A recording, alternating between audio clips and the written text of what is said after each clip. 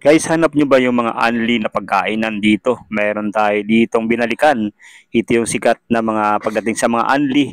Ito yung mayroon dito na mayroong unli breakfast, unli dinner at unli lunch. Napakadami rito mga siniserve nila at mura lang dito. Kaya ito pinasadaan natin guys. Guys, magandang araw. Nandito tayo ngayon sa may Quezon City, dito sa may Tomas Morato Avenue. Dito sa may tapat ng Scout Lascano Drive. Ito makita natin dito yung trending na kainan dito sa may Timog. Dito sa may Tomas Morato, ito yung Pinio restaurant na ating pupuntahan sa ngayon. No? Yeah, napakadami dito ngayon yung kumakain guys sa Pinio. Yan guys, ito yung Pinio restaurant. So dito pag guys, pagka pumunta ka dito, agad-agad nyo lang kasi kailangan dito magpa-reserve. Guys, dito tayo ngayon sa may Pinio restaurant. So ito yung unlimited dito na buffet dito sa Pinio na ating inabangan. So pagpupunta tayo dito guys. So, yeah.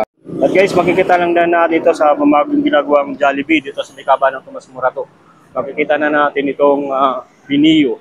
So sa may tabi lang po sila nitong Korean Grill, tapos Wolf's, tapos Maybang. Ayan, napakalaming tao dito. So ngayon yung nag-aantay ngayon, nag-aabang sa Pinio. Yan, ito yung Pinio restaurant guys pag tuwing umaga, napakaraming tao dito. So ngayon yung ano ngayon, nandito yung kumakain guys. So, dito guys, agahan nyo lang talaga pumunta dahil nagsiserve sila ng kanilang breakfast from 7 AM hanggang 10:30 lang guys. So ito yung mga breakfast nila dito, may mga egg, may scrambled egg, may tuyo, may pansit at marami pang iba. So sa 185 pesos, marami ng mga breakfast meals ang inyong matitikman dito. Ito yung mga unli guys na inyong kakain dito sa may Pinio. Meron din sila dito guys yung champurado guys na napakasarap din nito. Napakadami ring gatas ang inyong mailalagay dito guys pag kumain kayo nitong kanilang champurado.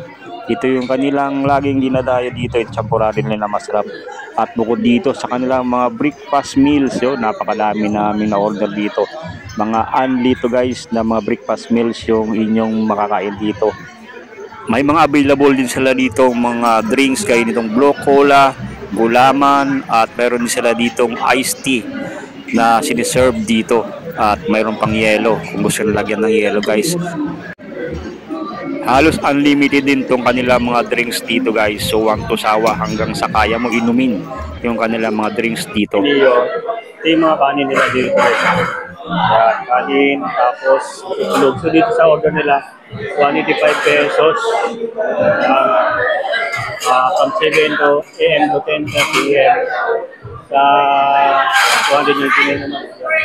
Kasi ito yung mga ano nila itlog o yan. Naka-display sa ngayon dito na itlog, tapos tuyo, tapos itong pansit, tapos itong hotdog, tapos itong diniling, guys, tapos yumay. Meron din dito kusino, tapos chapsoy. Kung gusto na mag-drinks, meron dyan mga drinks. Tapos ito kape. Ano? Pwede na dito magkape.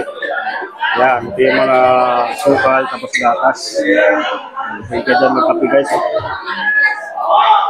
Napakadaming tao dito. Tapos gusto naman guys maganda. Meron dito champurado.